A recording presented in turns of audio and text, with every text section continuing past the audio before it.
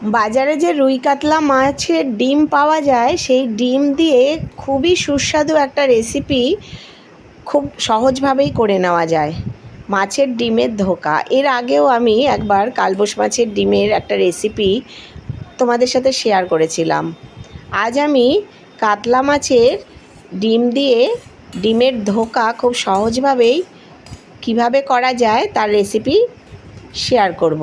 নমস্কার বন্ধুরা, বনমালী কুকিংয়ের নতুন একটা ভিডিওতে সকলকে স্বাগত। দেখো, এখানে আমি কাতলা মাছের কিছুটা ডিম নিয়ে নিয়েছি। সেই ডিম আমি খুব ভালোভাবে পরিষ্কার করে ধুয়ে নিয়েছি। এই ডিমের সাথে আমি কিছু উপকরণ মিশিয়ে তারপর রেসিপিটা তৈরি করব।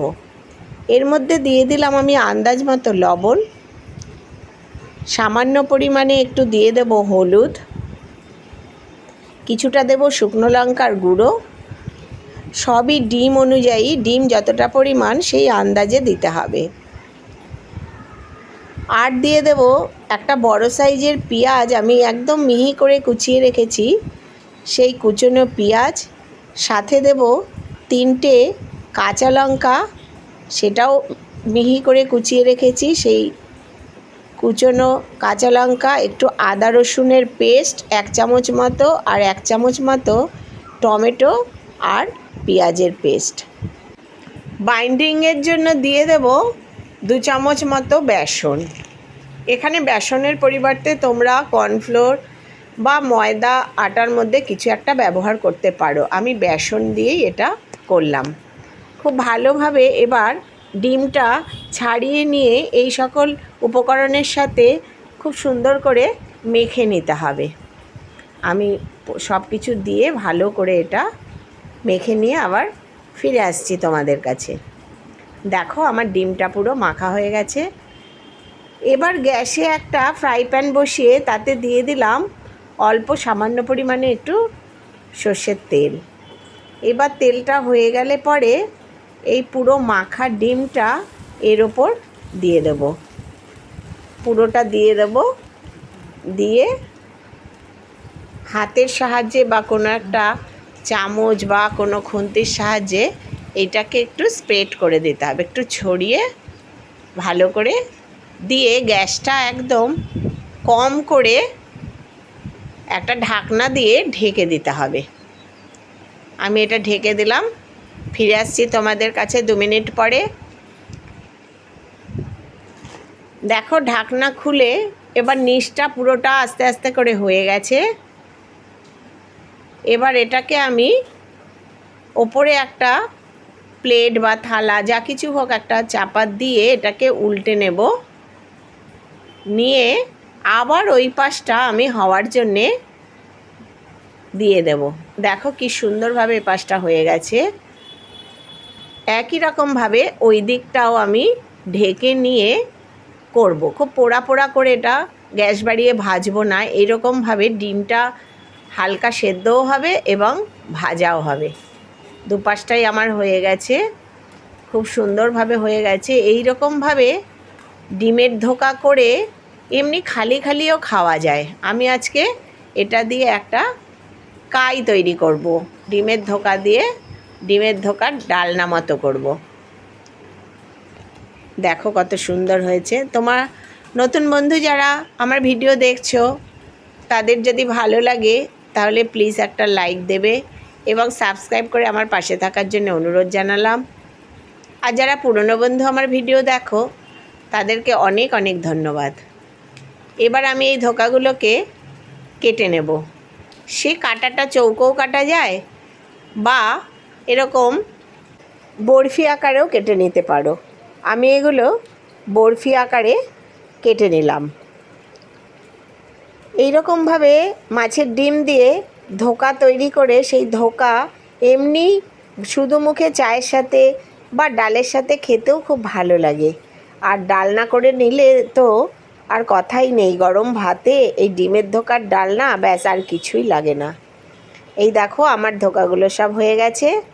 এইবার গ্যাসে একটা কড়াই বসিয়ে তাতে কিছুটা দিয়ে দিলাম সর্ষের তেল। খুব বেশি একটা সর্ষের তেল দেব না।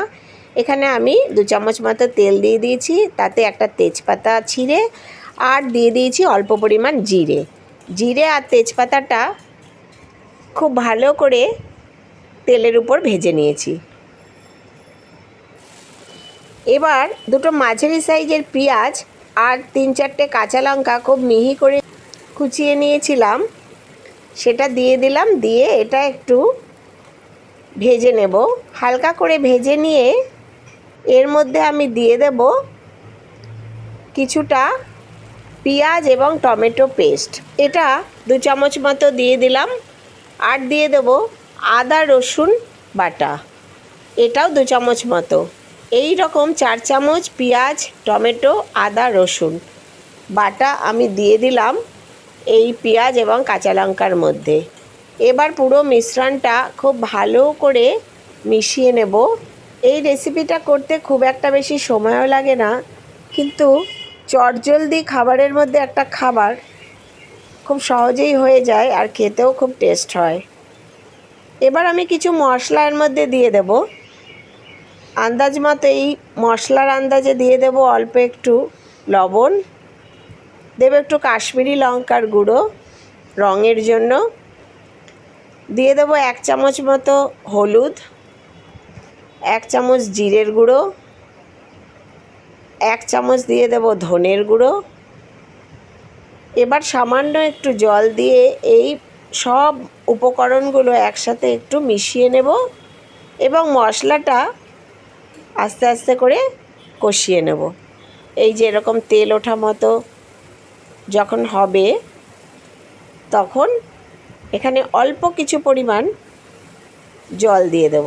খুব বেশি জল দেব না, কারণ ডিমের ধোকাগুলো আমার ভাজাই রয়েছে আর আমি খুব পাতলা করে এটা করব না, কাইটা একদম ঘন ঘন করব। এবার একটু ঢেকে দিলাম। ফুটে উঠলে এবার ডিমের ধোকাগুলো এর মধ্যে দিয়ে দেব। দিয়ে দিলাম ডিমের ধোকাগুলো, এগুলো ভাজাই আছে। এবার এই মশলার সঙ্গে একটু মিশিয়ে নেব, মশলাগুলো এতে ঢুকে যাবে। এই মশলাগুলো ঢুকে গেলে এটা খেতে খুব দারুণ হবে।